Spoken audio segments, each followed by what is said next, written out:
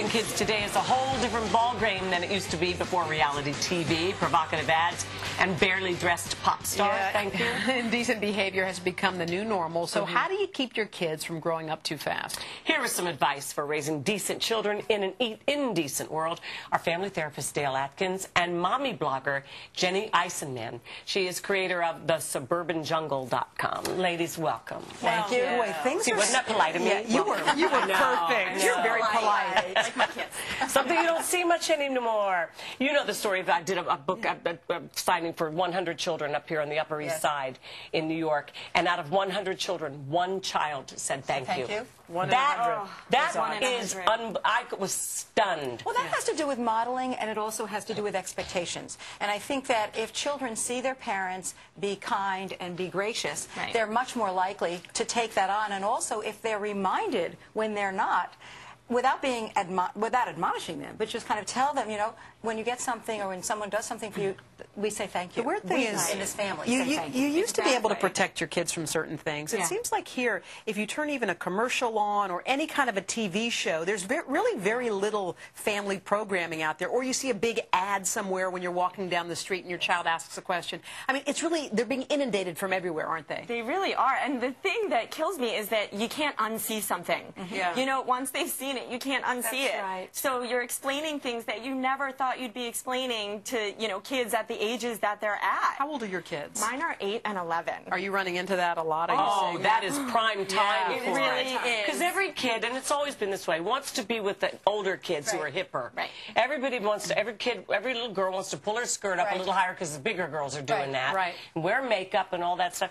But it's beyond that stuff that we all grew up with. It's beyond It's a sexualization of our children, isn't it? There's absolutely a sexualization of our children, and there's a sexualization of our society. I think, however, if the parents are calmer and know where they are and know what's important to them, then no matter what they see or whatever comes flying at them, they'll be able to have a conversation without taking it to the limit. Let's play a little game. We're going to give you something that, let's say your children saw this image and how you would explain this to them. Let's start off with the naked cowgirl. I mean, this is something that happens to be in New York City. You're wandering by. There's also a naked cowboy. Anyway, so if your child walks by and says, "Mommy, what's going on here?" what is the right thing to say in this situation? Wow. Well, I think the first thing I would say is that's how you catch a cold. Just know that. And then from there, I think it's just, you know, this is someone trying to get attention in all the wrong ways. And at the ages that my kids are at, you can say that's what crazy looks like. And you don't need to go down that road to get attention. They're giving it to her for the wrong reasons. I think that's really wonderful because I think one of the things that Jenny's pointing out is that, number one, you can use humor, which also gives you a moment to catch your own breath and see where you want to go. And the other thing is, let's put this in the context of our family. You know, this is really, that's not the way you want to get attention, or there are other ways that we want to pay attention to each other. Let me take through a couple more just because people want some smart facts. Here's something that was on Betty White's Off Their Rockers. It kind of seems like a family show. Let's listen and hear how you would react. I'm looking for a wonderful word, beautiful word, sexy word for orgasm. Everybody says orgasm, orgasm. If you had to describe that moment, how would you describe that moment? Give me something that's... Oh, I've got my notes everywhere. Okay. I'm speechless.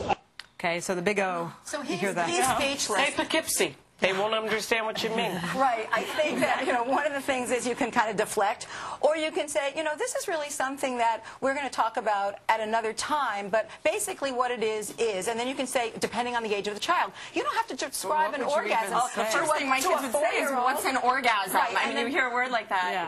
But see, now children are sitting at home are hearing it from us as well. We just said it again. We just did it. How about we teach them right and wrong.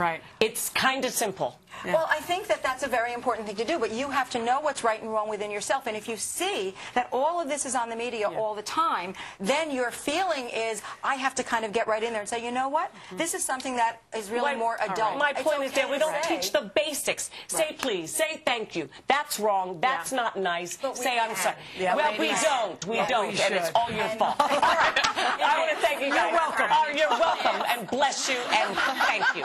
All right, come on, get happy. Yeah, our girl Sarah has the hottest free apps that are going to make travel this weekend a whole